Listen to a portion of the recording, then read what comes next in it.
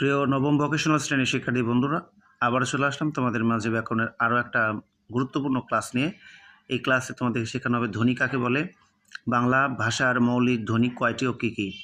দেখো, তোমাদের কারিগরি বোর্ডে কিন্তু 11, 15 এবং 19 সালে এসেছে, 3টা সালে কিন্তু বেজোর, তাই না? তো তোমরা তো পরীক্ষা দেবে 25 সালে। এখন দেখো তোমাদের জন্য ইম্পর্টেন্ট কিনা। অবশ্যই ইম্পর্টেন্ট। ধ্বনি কাকে বলে? ভাষার ক্ষুদ্রতম একককে কী বলে? ধ্বনি বলে। মনে রাখবে কিন্তু, ভাষার ক্ষুদ্রতম একককে কী বলে? ধ্বনি বলে। আর উপরের প্রশ্ন, বাংলা ভাষার মৌলিক ধ্বনি কয়টি? বাংলা ভাষার 37টি মৌলিক ধ্বনি রয়েছে। কয়টি? 37টি। এই ধ্বনিগুলোকে দুই ভাগে ভাগ করা যায়। কয় ভাগে? দুই ভাগে ভাগ করা যায়। একটা হলো স্বরধ্বনি, একটা হলো কি ব্যঞ্জন ধ্বনি। মৌলিক স্বরধ্বনি কয়টা? 7টি।